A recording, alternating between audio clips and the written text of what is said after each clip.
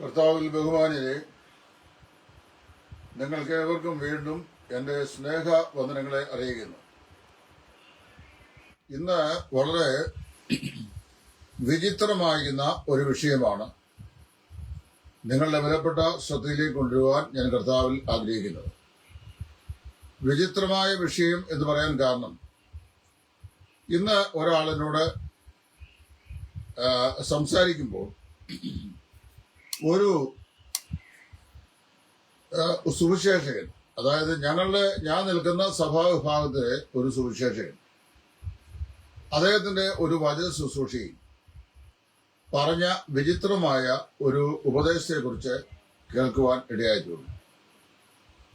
അത് ഇങ്ങനെയാണ്: സഭയിൽ കുട്ടികളൊക്കെ ഉണ്ട്, സ്നാനപ്പെടാത്ത കുട്ടികളൊക്കെ ഉണ്ട്.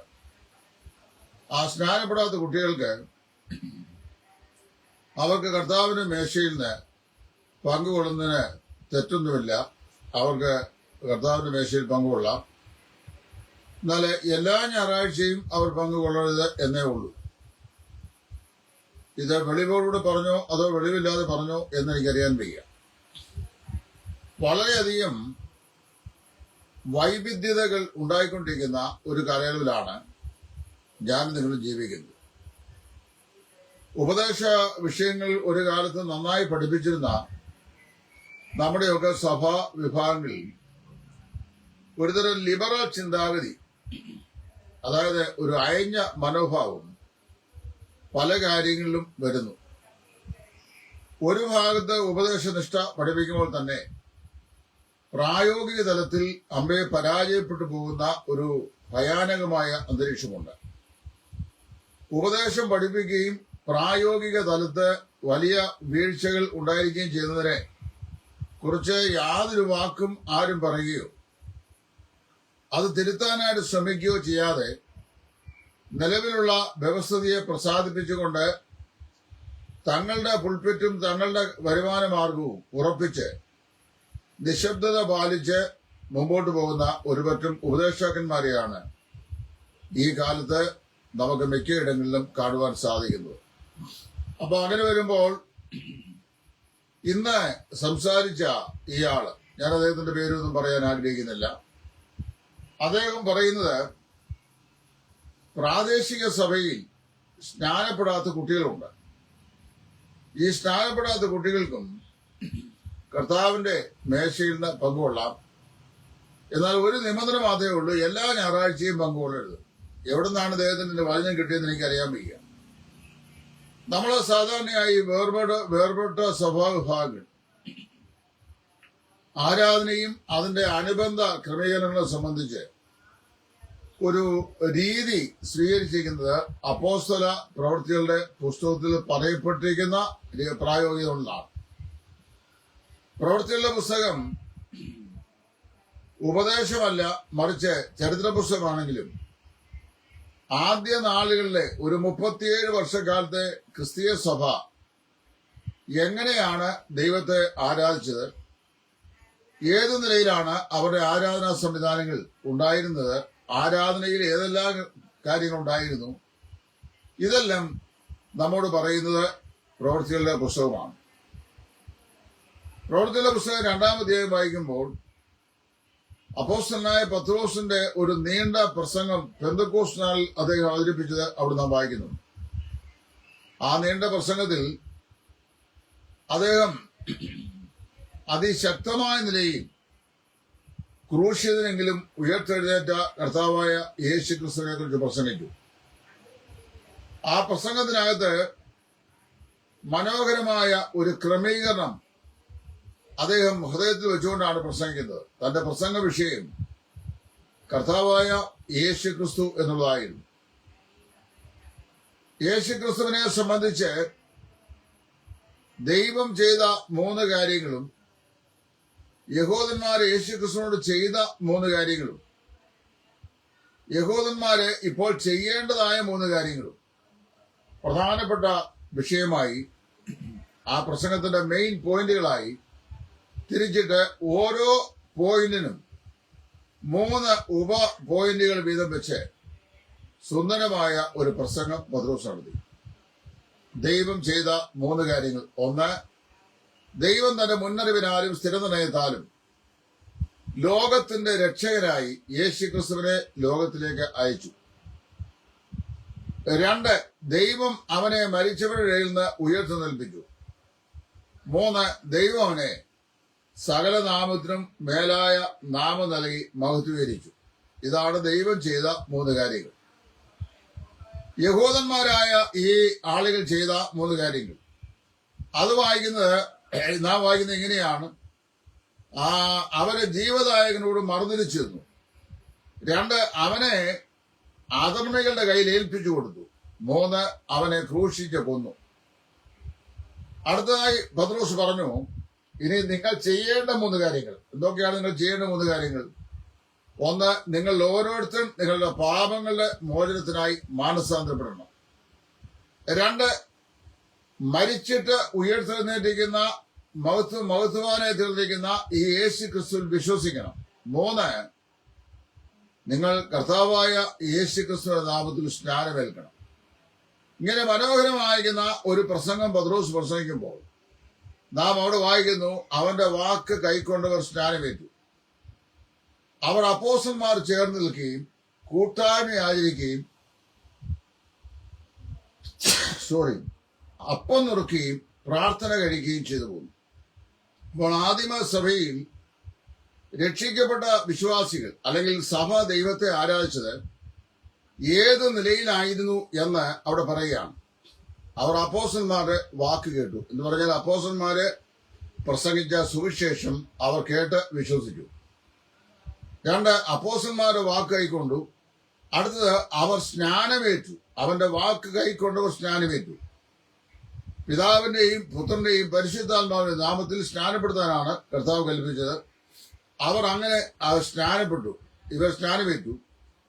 സ്നാനമേറ്റ് എന്ത് ചെയ്തു? അവർ അപ്പോസ്തലന്മാർ ചേർന്ന് കൂട്ടായ്മ ആചരിച്ചു. എന്ന് പറഞ്ഞാൽ വിശ്വാസികൾ തമ്മിലുള്ള പരസ്പരമായി കൂട്ടായ്മ ആചരിച്ചു. അപ്പം നുറുക്കി പ്രാർത്ഥന കഴിച്ചു പോന്നു. 7 കാര്യങ്ങൾ അടിസ്ഥാന ഉപദേശങ്ങളായി അവിടെ പറയുന്നത്. ഇതിനു മുമ്പ് തന്നെ പല സമയത്തും ഞാൻ വീഡിയോയിൽ പറഞ്ഞിട്ടുള്ളതാണ്. അതുകൊണ്ട് ഇനി ഞാൻ ആവർത്തിക്കാൻ ആഗ്രഹിക്കുന്നില്ല. അങ്ങനെ അവര് ഈ അപ്പോസ്തലന്മാരോട് ചേർന്ന് നിന്ന് ഈ കൂട്ടായ്മയിലേക്ക് ആദ്യം സ്നാനം രക്ഷിക്കപ്പെട്ടു. അതിനുശേഷം അവർ സ്നാനപ്പെട്ട ശേഷം അവർ അപ്പോസ്തലന്മാരുടെ കൂട്ടായ്മ ആയിരിച്ചു. കൂട്ടായ്മയുടെ കൂട്ടത്തില് അവർ അപ്പം നുറുക്കി. പറഞ്ഞാൽ കർത്താവിന്റെ കർത്താവിന്റെ ഓർമ്മയെ അവർ പുതുക്കി.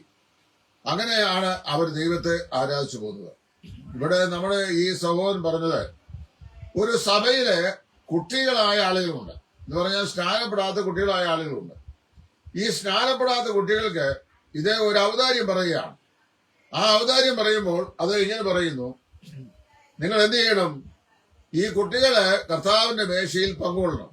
കർത്താവിന്റെ മേശയിൽ കുട്ടികള് പങ്കുകൊള്ളണം. എന്നാൽ എല്ലാ ഞായറാഴ്ചയും അതിൽ പങ്കുകൊള്ളണം എന്നുള്ള നിർബന്ധമില്ല. കുട്ടികള് ഈ കർത്താവിന്റെ മേശയിൽ പങ്കുകൊള്ളുന്നതിൽ തെറ്റൊന്നുമില്ല. അവരെ സ്നാനപ്പെടണമെന്ന് നിർബന്ധവുമില്ല.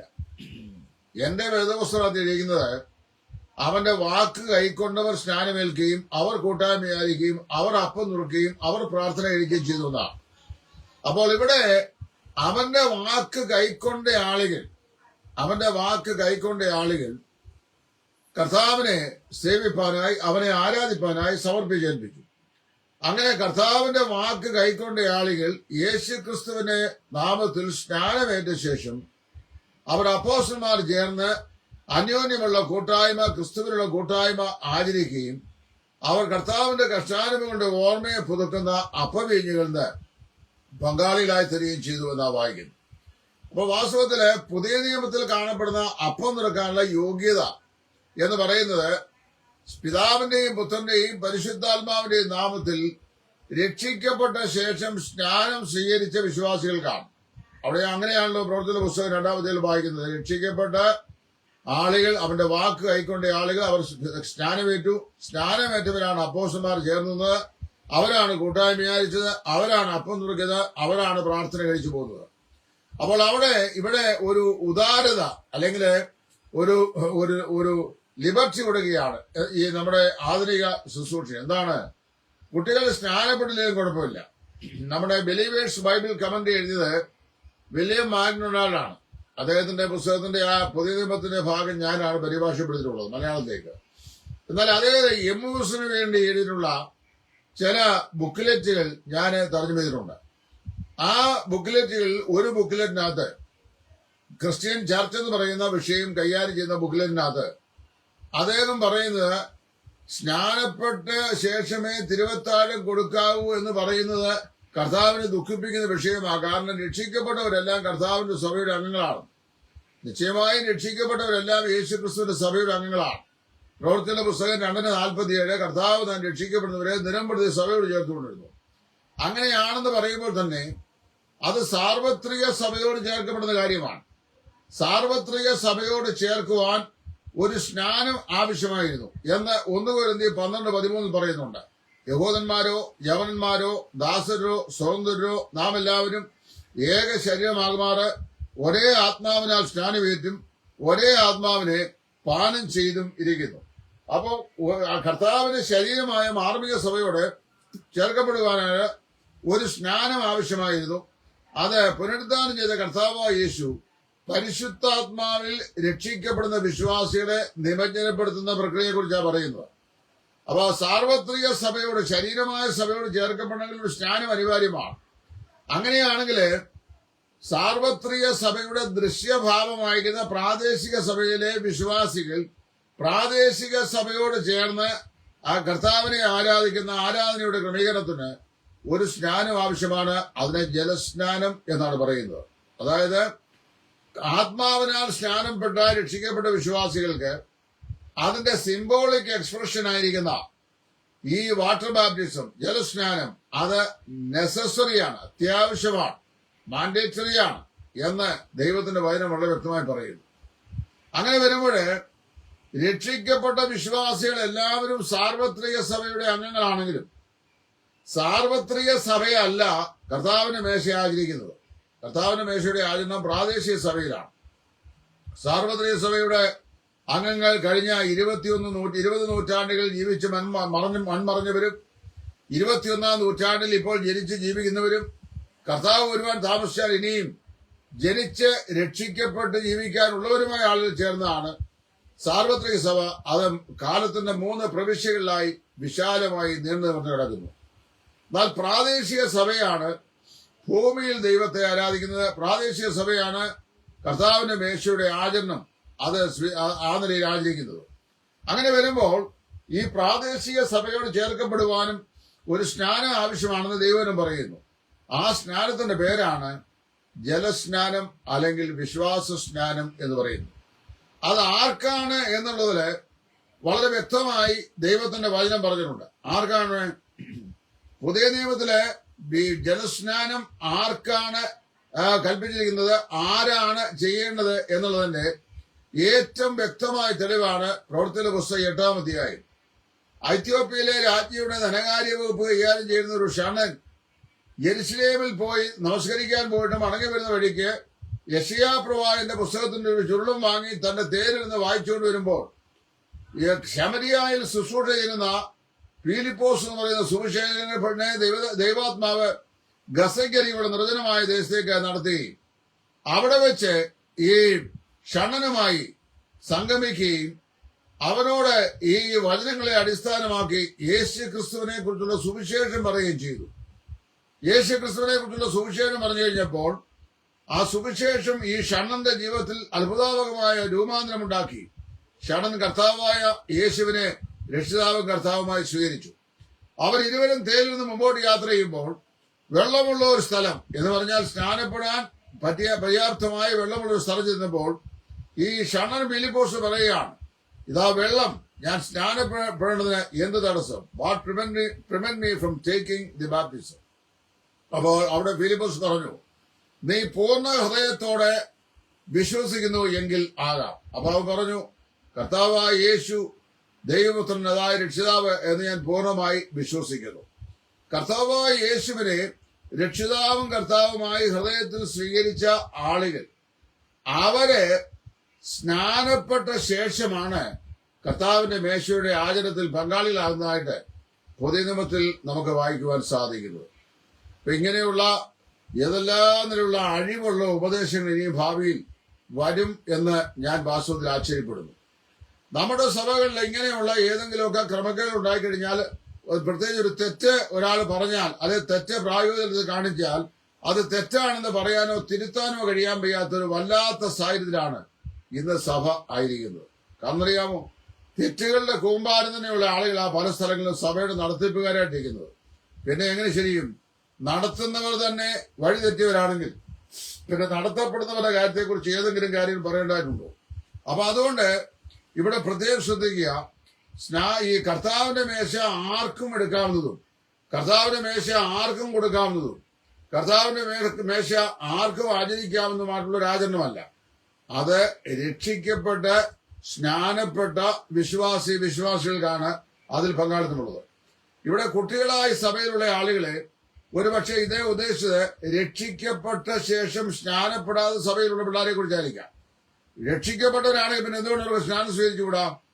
രക്ഷിക്കപ്പെട്ട കുഞ്ഞുങ്ങളാണെങ്കിൽ കർത്താവിനോടുള്ള അനുസരണത്തിന്റെ അടയാളമായി, കർത്താവിന്റെ കൽപ്പനയോടുള്ള അനുസരണത്തിന്റെ അടയാളമായി കർത്താവ് കൽപ്പിച്ചിരിക്കുന്ന ക്രിസ്തീയ അനുഷ്ഠാനമായ സ്നാനജലത്തിൽ അവർ പിതാവിന്റെയും പുത്രന്റെയും പരിശുദ്ധാത്മാവിന്റെ നാമത്തിൽ സ്നാനപ്പെടുകയും അങ്ങനെ പഴയ മനുഷ്യനെ അവന്റെ രാഗമോഹങ്ങളുടെ ഉരിഞ്ഞു കളഞ്ഞ ശേഷം കർത്താവായ യേശു ക്രിസ്തുവിൽ ധരിക്കപ്പെട്ടിരിക്കുന്ന പുതുമനുഷ്യന്റെ പ്രവൃത്തിയോടുകൂടെ ശേഷം വിശ്വാസത്തോട് ചേർന്ന് ദൈവത്തെ ആരാധിക്കുകയും കർത്താവിന്റെ മേശയിൽ പങ്കാളികളാകുകയും ചെയ്യണം.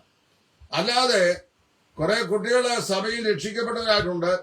ആ രക്ഷിക്കപ്പെട്ട കുഞ്ഞുങ്ങൾ സ്നാനപ്പെട്ടില്ലെങ്കിലും വേണ്ടിയില്ല, അവർക്ക് തിരുവത്താഴം എടുക്കാം എന്ന് പറഞ്ഞു പഠിപ്പിച്ചാൽ വരുന്ന നാളുകൾ എന്ത് സംഭവിക്കുന്നറിയാമോ? സ്നാനം ഒരു മാൻഡേറ്ററി സബ്ജക്റ്റ് അല്ല വരും. അപ്പൊ സ്നാനപ്പെട്ടില്ലെങ്കിലും എന്ത് ചെയ്യാം? കർത്താവിന്റെ മേശയിൽ പങ്കുകൊള്ളാം. പിന്നെ ഇതിന് സ്നാനപ്പെടണം. മരിച്ചവനെ സാധാരണ സംസ്കരിക്കുക ചെയ്യുന്നത്.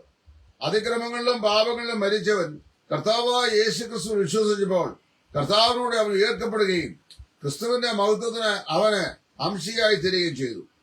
അവൻ രക്ഷിക്കപ്പെട്ടവനായി തീർന്നു. അപ്പൊ അവന്റെ പഴയ മനുഷ്യനെ എന്ത് ചെയ്യണം? അവൻ സംസ്കരിക്കണം. ആ പഴയ മനുഷ്യനെ അവൻ സംസ്കരിച്ചു കളയുന്നു എന്ന് സിംബോളിക്കലി പറയുന്ന ഒരു പ്രവൃത്തിയാണ് വിശ്വാസ സ്നാനം എന്ന് പറയുന്നത്. ഞാൻ ദീർഘിപ്പിക്കുവാൻ ആഗ്രഹിക്കുന്നില്ല.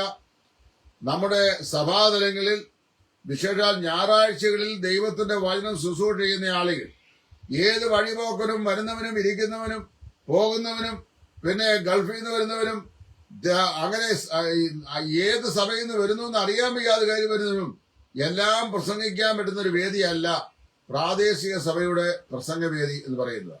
ഒരു ഞായറാഴ്ചത്തെ ആരാധനാശേഷമുള്ള വചന ശുശ്രൂഷ എന്ന് പറയുന്നത് അടുത്ത ഞായറാഴ്ച ഈ വിശ്വാസികൾ ദൈവത്തെ ആരാധിക്കാൻ കൂടി വരുന്നത് വരെ അവരുടെ ആത്മീയവും മാനസികവും ശാരീരികമായ എല്ലാ ആവശ്യകതകൾക്കും ഉതകുന്ന നിലയിലുള്ള ദൈവികമായ ആലോചന പറഞ്ഞു കൊടുക്കുവാൻ കഴിയുന്ന പ്രാപ്തിയുള്ള, അതിന് കൃപാവരമുള്ള, അതിന് സമർപ്പണമുള്ള, ആ ശുശ്രൂഷ ചെയ്യുവാൻ ദൈവം മുമ്പാകെ യോഗ്യതയുള്ള ആളുകൾ മാത്രമാണ് ആ ശുശ്രൂഷ ചെയ്യേണ്ടത്. അല്ലാതെ എല്ലാവരും പ്രസംഗരല്ല.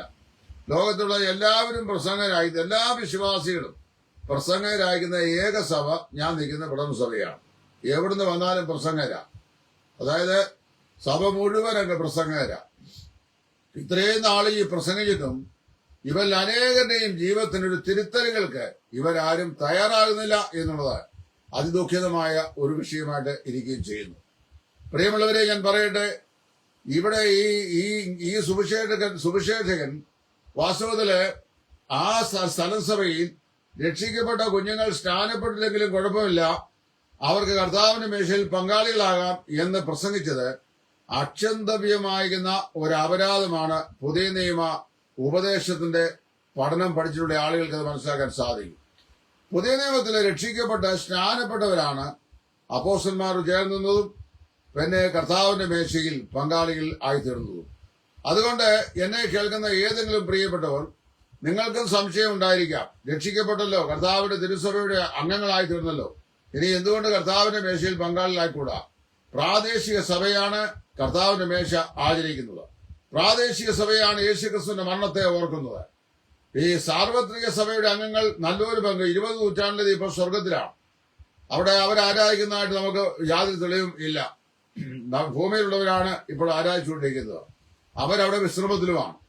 അതുകൊണ്ട് ഭൂമിയിലുള്ള പ്രാദേശിക സഭകൾ ദൈവത്തെ ആരാധിക്കുമ്പോൾ ആ ആരാധനയുടെ ഒരു ഭാഗമായി കർത്താവിന്റെ കഷ്ടാനുഭവങ്ങളുടെ ഓർമ്മയെ പുതുക്കുന്ന ഈ അപ്പവീഞ്ഞുകളുടെ പങ്കാളിത്തം രക്ഷിക്കപ്പെട്ട സ്നാനപ്പെട്ട വിശ്വാസികൾക്ക് മാത്രമേ പാടുള്ളൂവെന്ന് ദൈവത്തിന്റെ വചനം വളരെ വ്യക്തമായി പഠിപ്പിക്കുന്നു.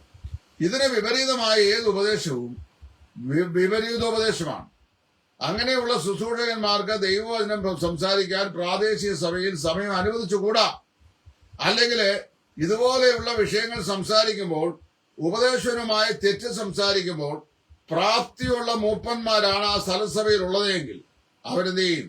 നിശ്ചയമായും അങ്ങനെയുള്ള ശുശ്രൂഷ ചെയ്യുന്ന സഹോദരനെ വിലക്കുകയും അദ്ദേഹത്തെ ശാസിക്കുകയും ചെയ്യും. ഇത് വചനവിരുദ്ധമാണ്, അത് ചെയ്യാൻ പാടില്ല, ദൈവത്തിന് നിങ്ങൾ പറയുന്ന ആശയത്തെ അനുകൂലിക്കുന്നില്ല എന്ന് പറയാൻ സാധിക്കണം. പക്ഷെ അതിന് മൂപ്പന്മാരായി ചുമ്മാ കസേരയിലിരിക്കുന്ന ആളുകളോട് പറ്റുമോ? അതിന് കഴിവുള്ള ആൾക്കാർ വേണ്ടേ? വചനം എന്താണ് പറയുന്നത് എന്ന് പറഞ്ഞു മനസ്സിലാക്കാൻ കഴിവുള്ള, മനുഷ്യഭയമില്ലാത്ത, ദൈവത്തെ എരിവോട് സേവിക്കുന്ന സമർപ്പണ ബോധമുള്ള മൂപ്പന്മാരുണ്ടെങ്കിൽ അവർക്ക് മാത്രമേ അത് കറക്റ്റ് ചെയ്യാനായിട്ട് സാധിക്കുകയുള്ളൂ. ഞാൻ തൽക്കാലം ഈ വീഡിയോ ഇവിടെ നിർത്തുകയാണ്. സ്നാനം കർത്താവിന്റെ മേശ ആർക്കാണ് അവകാശപ്പെട്ടത്? രക്ഷിക്കപ്പെട്ട് സ്നാനപ്പെട്ട് വിശുദ്ധ ജീവിതം നയിക്കുന്ന വിശ്വാസികൾക്കാണ്. വിശുദ്ധ ജീവിതം വളരെ പ്രധാനപ്പെട്ട വിഷയമാണ്. അതുകൊണ്ടാണ് 1 കൊരിന്ത്യർ 11-ാം അധ്യായത്തിൽ നമ്മൾ ശരീരത്തെ വിവേചിച്ചിട്ട് വേണം ഓരോരുത്തരും ഈ അപ്പത്തിൽ തന്നെയും പാനപാത്രത്തിൽ നിന്ന് കുടിക്കുകയും ചെയ്യുവാൻ എന്ന് കർത്താവ് പൗലോസ് പ്രത്യേകം കൽപ്പിച്ചിട്ടുണ്ട്. അതുകൊണ്ട് ഞാൻ ഇവിടെ എംഫസൈസ് ചെയ്ത് പറയട്ടെ, രക്ഷിക്കപ്പെട്ടവനായിരിക്കണം, പിതാവിന്റെയും പുത്രന്റെയും പരിശുദ്ധാത്മാവിന്റെയും നാമത്തിൽ സ്നാനപ്പെട്ടവനായിരിക്കണം. 3, വിശുദ്ധ ജീവിതം നയിക്കുന്നവനുമായിരിക്കണം.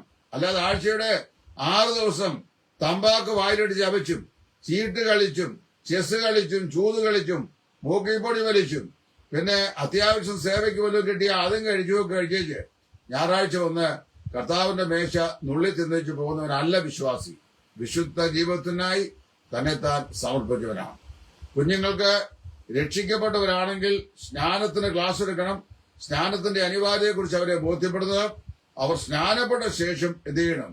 കർത്താവിന്റെ മേശയിൽ പങ്കാളിയാകണം. അതല്ലെങ്കിൽ ജീവിത വിശുദ്ധിയെ സംബന്ധിച്ച അശേഷ അവബോധമില്ലാത്ത ഒരു തലമുറയെ വാർത്തെടുക്കാൻ മാത്രമേ ഇതുപോലുള്ള ദുരുപദേശ പ്രസംഗങ്ങൾ ഉപകരിക്കപ്പെടുകയുള്ളൂ എന്ന് സൂചിപ്പിച്ചുകൊണ്ട് ഞാൻ തൽക്കാലം ഈ വീഡിയോ നിർത്തുന്നു. ദൈവനാമം മഹത്വപ്പെടട്ടെ.